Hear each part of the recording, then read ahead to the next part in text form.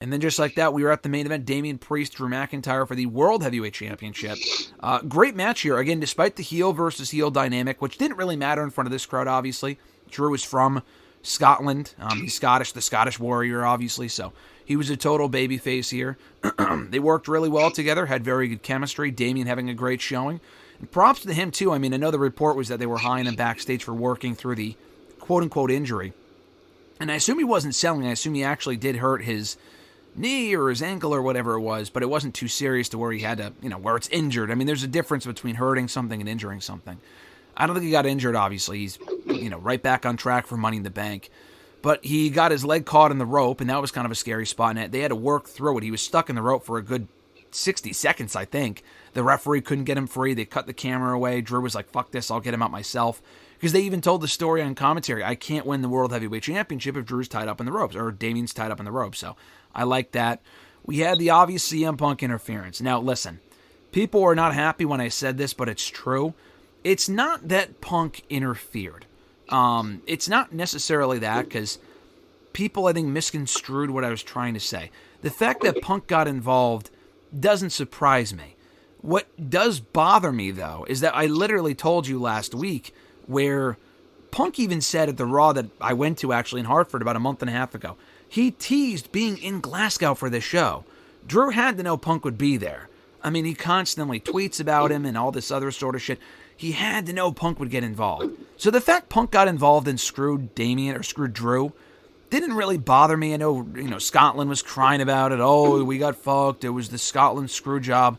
I mean, yeah, it would have been a cool moment if Drew won. The fact he didn't really bother me, because I didn't think Drew would go on to SummerSlam to defend the World Heavyweight Championship anyway, if he's going to be facing Punk, and Gunther's already the number one contender. That's fine. It was the execution of the finish I didn't like. The camera shot with Punk making the 2 count and then holding it up was great. I thought that was sick. But just the fact that Drew wouldn't see it coming like a fucking idiot, considering he's been talking shit about this guy for months now, and he was the same man who cost him the World Heavyweight Championship at WrestleMania, made him look incredibly fucking dumb. So I didn't really like that. And then someone said, how did he know that he would get involved at that point? How could he not just have backup? Or what would having backup really make a difference?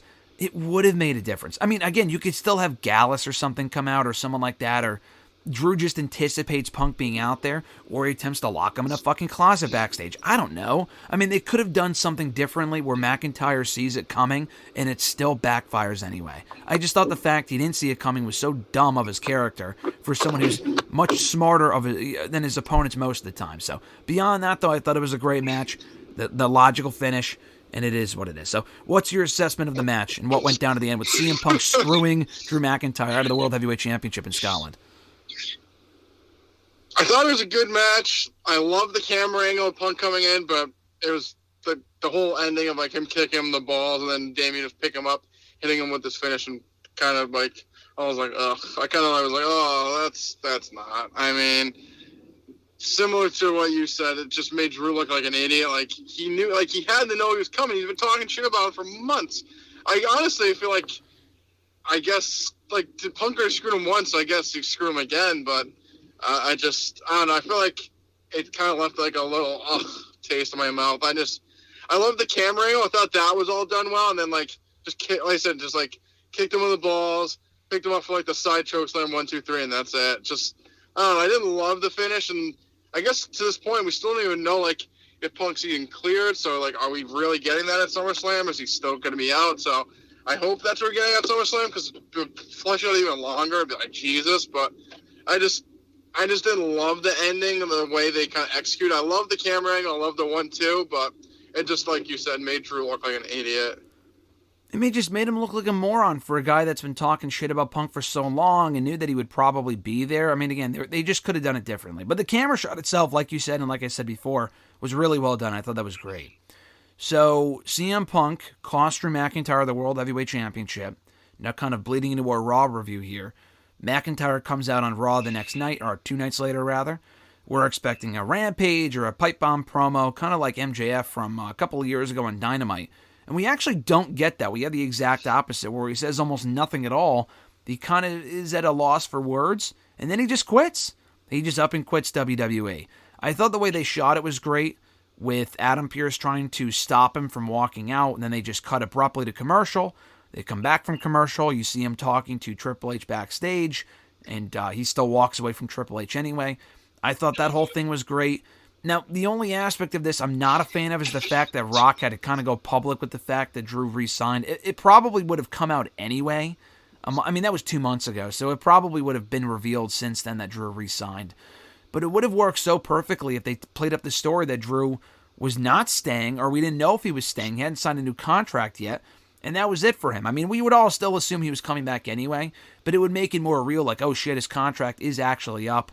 Does he take time off? Is he leaving? Is this his way out or whatever? Is this his write-off from WWE television? Obviously it's not, because he's sticking around. But your thought on how they followed it up on Raw? Was it an intriguing enough follow-up for you, a development on Raw to kind of further the feud between Punk and McIntyre? Yeah, I thought it was done well. You kind of pointed out that I thought that it probably would have been better if we didn't know he resigned, but I think taking Drew off TV for a little bit won't hurt. And then once Punk comes back, theoretically, before SummerSlam, I'm cleared, I'm back. That's when Drew comes out and just destroys Punk, and then we set up that match for SummerSlam. So taking Drew off TV, I don't think it's a horrible idea. I mean, Gunther hasn't really been on TV since he won the opportunity to win at SummerSlam, and I think that's been a kind of breath of fresh air. And I think sometimes getting off TV for a little bit helps, and I think in this scenario it would, because I mean, we don't need to see Drew all over Raw if there's nothing in the immediate couple of weeks that he's going to be worried about. Yeah, no, I think the way they did it, honestly, was really cool. And again, we've seen this sort of stuff before, but it's all a matter of how they followed it up and all that other sort of stuff. But you mentioned him coming out and just beating the shit out of Punk saying that he's cleared and whatever. And obviously the match is, I think, penciled in for SummerSlam as it should be and not necessarily Money in the Bank. Do you do that angle of what you just mentioned where Drew attacks Punk when he announces he's cleared tomorrow night on SmackDown in Chicago? I mean, you embarrass Drew in his hometown, so now Drew goes out there and embarrasses Punk in his hometown. If they don't do that, I feel like it would make no sense. Yeah, I mean, I think that's a good idea. I didn't even know Punk was supposed to be on SmackDown, so if that's the case, I mean, if he's cleared, then I mean, go for it. I feel like we still don't really know yet. I mean, he is getting involved, so I think he'd have to be some sort of cleared, but I mean, I think that'd be a great spot. Like, he quit, so technically it's not like he's supposed to be specifically on Raw or SmackDown. And he said he comes out and destroys Punk, so I'm down. Yeah, I feel like that would make sense. Just, return the favor. How does he not go out there and embarrass Punk in front of his family and loved one? Maybe, hey, listen, maybe AJ Lee's out there. Maybe she's watching from the crowd or whatever, and maybe they pop the music. I don't know. I doubt it. But, you could do something like that to kind of start the show, but I feel like that would be the way to go with it tomorrow night on SmackDown, making that show even more must-see than it already was, I would say. Speaking of Punk and McIntyre, one last thing on that. It was reported a couple of days ago that WWE's looking to bring back an old pay-per-view. They've brought back a lot of old pay-per-views in recent years. Especially in NXT, they would reenact or revive old WCW concepts. It looks like they might be bringing back the Bad Blood pay-per-view that they only did a few times. They did it in 97, obviously, which is where Kane debuted during the first Hell in a Cell match with Taker and Taker and Shawn Michaels on that show. That was back in 97. I don't think they did it in 98. I know they brought it back in 03 and 04, because I know in 03, as you know, obviously, one of the best video packages of the last 20, 25 years. Triple H and Kevin Nash with Mick Foley as the special guest ref, another Hell in a Cell match, and they did another Hell in a Cell match of Bad Blood. That was like their original Hell in a Cell pay-per-view. They did another one of Bad Blood 04 between Shawn Michaels and Triple H. That was 20 years ago. So we haven't had one since. Reportedly, they're looking to bring back the pay-per-view on the exact anniversary of the first ever Bad Blood show and the first ever Hell in a Cell match back in 97. For a Hell in a Cell match. Now, they didn't say what it would be. I would have to think it's Punk and McIntyre, though. I just feel like that would make the most sense. So as someone who kind of, in a way, grew up on Bad Blood back in 03, 04, your thoughts on the reports that the pay-per-view might making a comeback and the fact that McIntyre and Punk would be the perfect main event for the return of Satan's Structure? No, I think, like you said, it doesn't have to be like, oh, it's November, so bust out War Games. But I think if you build it correctly, it can make sense. And with this feud, I think Hell in a Cell at Bad Blood in October would make sense. So I'm down. Like you said, now that you brought it up, the video package is playing in my head with Triple H and Kevin Nash. God, it's amazing. I gotta go watch it back when we're done here. The whole Headstrong, classic 2003 by Trapped, right? So is that who it's by Trapped? Yeah. It's my trap, yeah. Yeah, great fucking song, great fucking video package. And the funny thing is, the match isn't even that good. It really isn't. It's one of the weaker Hell in a Cell matches probably ever between Kevin Nash and Triple H. But the video package is great.